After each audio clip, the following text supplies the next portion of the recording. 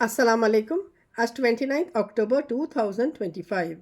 जब से मैंने अनाउंसमेंट किया और मेरा वीडियो वायरल हुआ, बहुत सारे आईएमए इन्वेस्टर्स मुझे कॉल करके पूछ रहे हैं कि मैम ये 50 करोड़ हमें कब मिलेंगे बोल के। ये 50 करोड़ का फिगर कहाँ से आया मुझे पता नहीं।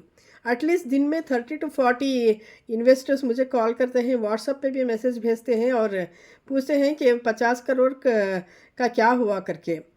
इस जब 27 अक्टूबर को हमारी मीटिंग कॉम्पिटेंट अथॉरिटी आदित्य बिस्वास सर और पब्लिक प्रोसिक्यूटर वीरेश सर से हुई, तो हमें यही जानकारी मिली कि आईएमए की किटी में अनदर 2.5 करोड़ जमा हुए हैं करके।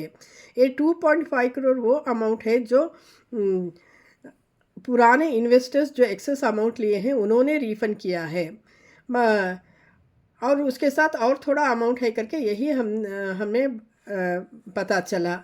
मगर ये 50 करोड़ के बारे में मुझे तो कोई जानकारी नहीं है। इन्वेस्टर्स, सबसे पहले हमें अल्लाह का शुक्रिया अदा करना है जो ये 6-7 साल के जद्दोजहद के और बाद हम आईएमए इन्वेस्टर्स को कुछ राहत मिली।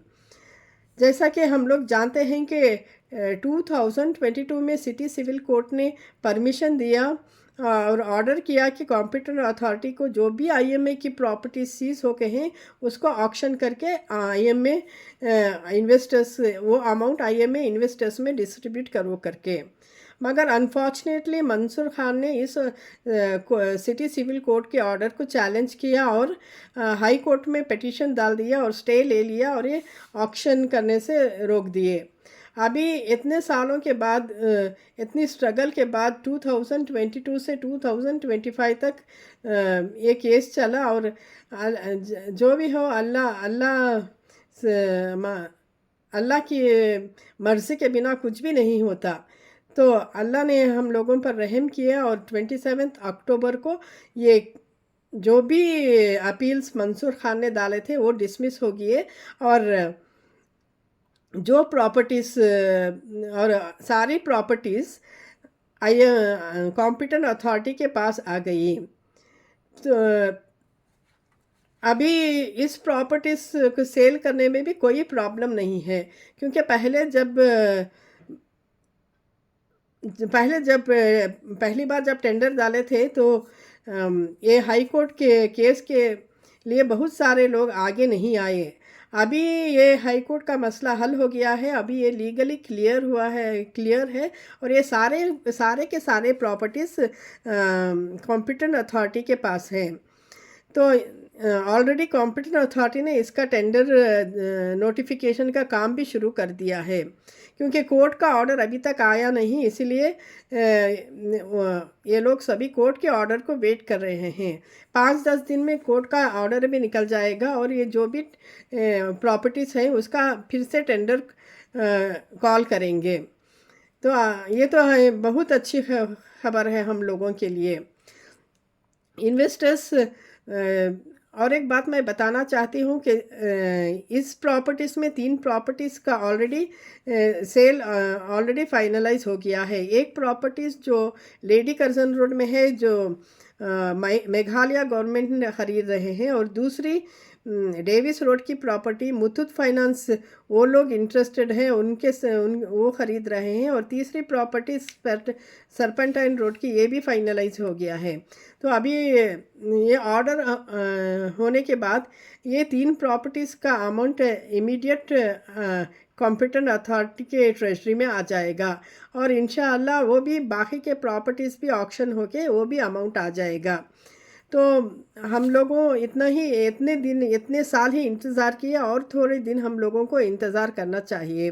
इंशाअल्लाह जल्द से जल्द ये प्रॉपर्टी सेल हो जाएंगे। मगर हमें साथ में ये भी हर टाइम दुआ करना कि और बीच में कोई हर्डल्स ना आए, कोई रुकावट ना आए करके।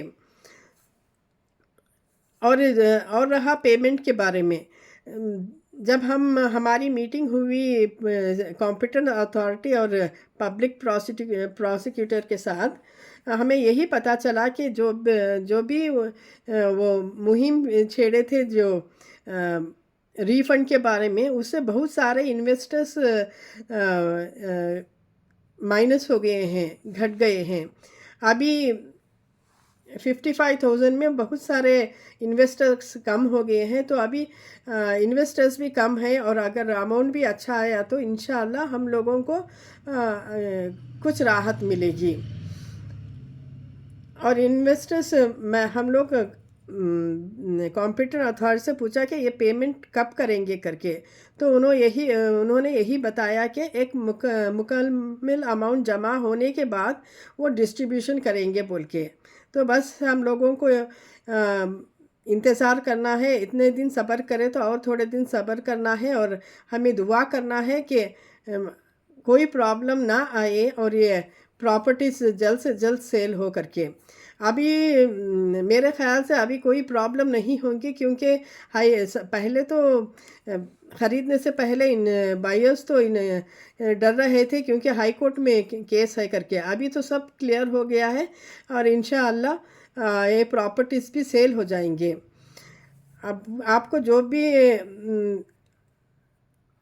बस आप लोग दुआ में याद रखिए, और आपको जो भी फर्दर इंफॉर्मेशन चाहिए तो मेरी व्हाट्सएप ग्रुप का लिंक मैंने डिस्क्रिप्शन बॉक्स में दिया है।